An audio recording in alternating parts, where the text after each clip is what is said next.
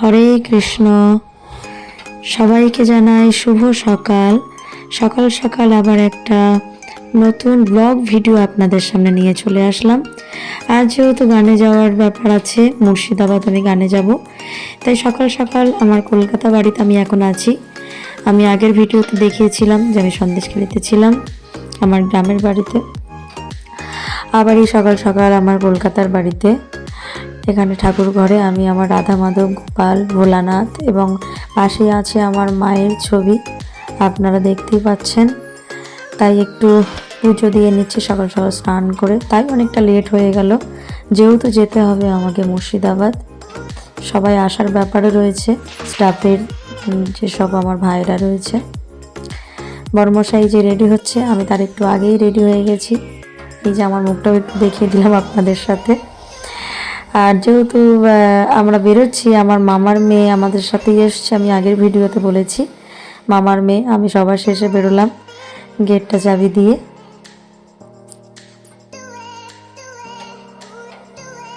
যাই হোক, অনেকটা দূরের পথ, গাড়িটা সামনেই দাঁড় করানো।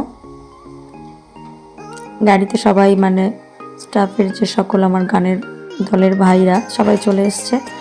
আমরা বেরিয়ে পড়লাম অনেক দূরের পথে। এই যে কলকাতার উপর দিয়ে আমরা এখন চলে যাচ্ছি,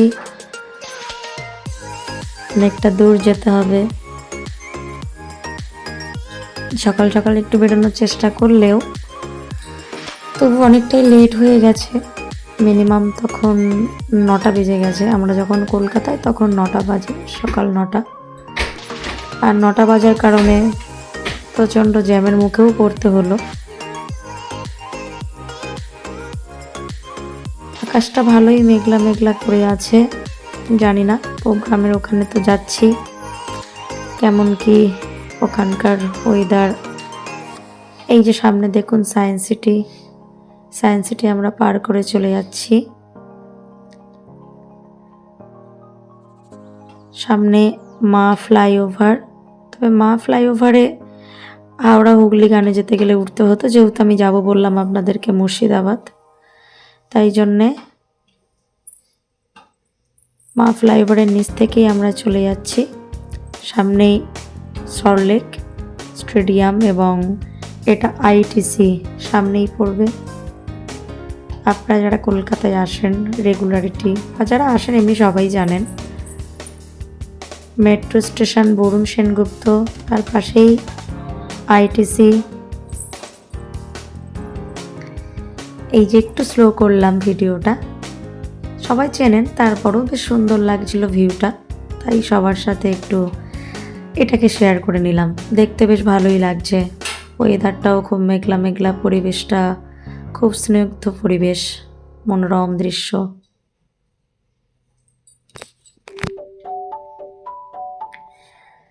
সবাই এই এতটা দূরে লং লং গানে গেলেও বেশ আনন্দের মুহূর্তের মধ্যে থেকে এই চারিদিকের পরিবেশটা দেখতে দেখতে সবাই গল্প করতে করতে চলে যাওয়া হয়। এই যে দেখুন বাম দিকে চলে যাচ্ছে আমাদের এয়ারপোর্ট, যেটা দমদম এয়ারপোর্ট। দমদম এয়ারপোর্টে এদিক থেকেই যেতে হয় বাম দিকে, যেটা উঠে যাচ্ছে গাড়িগুলো, আমরা তার নিচ থেকে চলে যাচ্ছি। আমি ত্রিপুরায় গিয়েছিলাম 2বার, এর উপর থেকেই তো যেতে হয়েছিল, ফ্লাইটে যেহেতু যেতে হয়েছিল।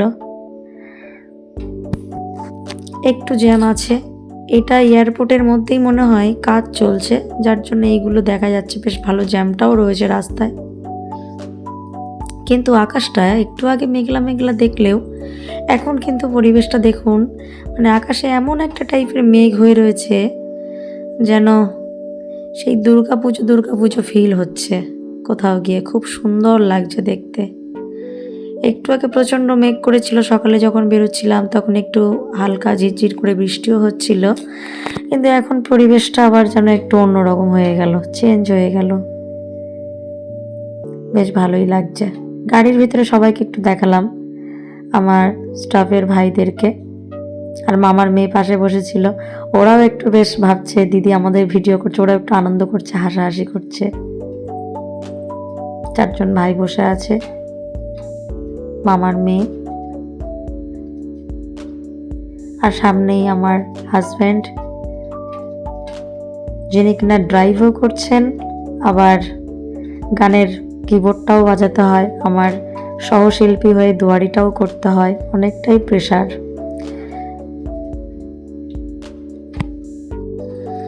রানাঘাটের পরে টোল প্লাজা পড়লো, সামনেই টোল।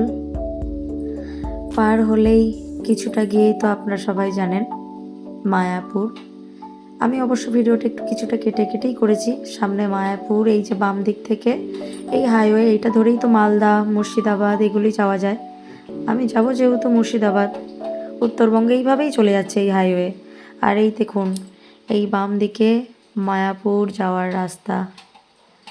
এই জায়গাটা আসলে, যে মায়াপুর ইস্কন, এই জায়গাটা আসলে খুব সুন্দর একটা, মানে মনের মধ্যে কোথাও গিয়ে যেন একটা অন্যরকম অনুভব হয়, যেহেতু আমার গৌড়ের দেশ।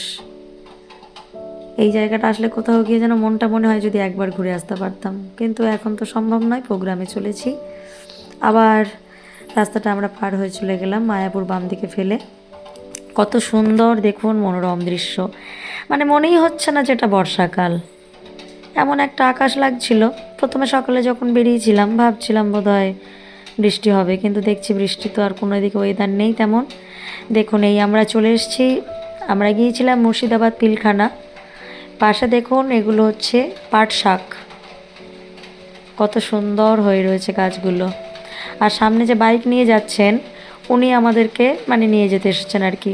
আমরা রাস্তাটা ঠিক গ্রামের রাস্তায় ঢুকে ফোন করছিলাম, চিনতে পারছিলাম না, উনি আমাদেরকে নিতে এসেছেন।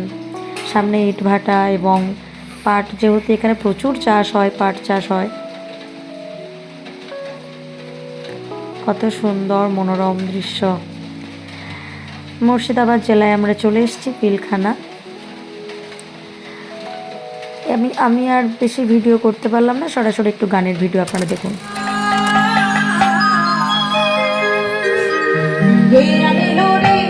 কোথায় ছিল রে মধুমাতা হরিণা, কোথায় ছিল রে মধুমাতা হরিণা।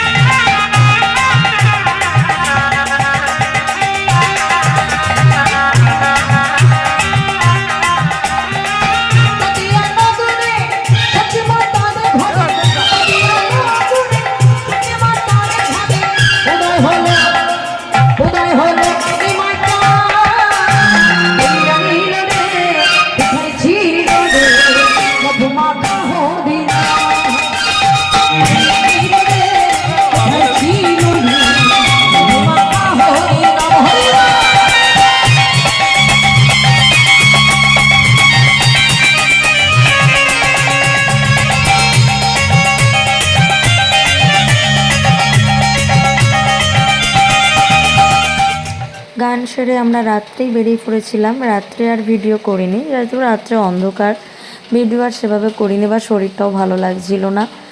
আমরা যখন কলকাতায় পৌঁছলাম তখন ভোর হয়ে গেছে, কিন্তু আসার সময় দেখলাম ওয়েদারটা আবার কিন্তু কলকাতার দিকটা যথেষ্টই মেঘলা করে আছে এবং বৃষ্টিও হচ্ছিল হালকা হালকা কোথাও কোথাও। দেখুন যখন আমরা সকালে পৌঁছলাম তখন কিন্তু পৌঁছালাম তখন সকালই হয়ে গেল, একদম ভোর। বড়মশাই খুব ক্লান্ত শরীরে, তবু কিন্তু ড্রাইভটা করতেই হচ্ছে। তার মধ্যেও মুখে হাসিটা ঠিকই আছে।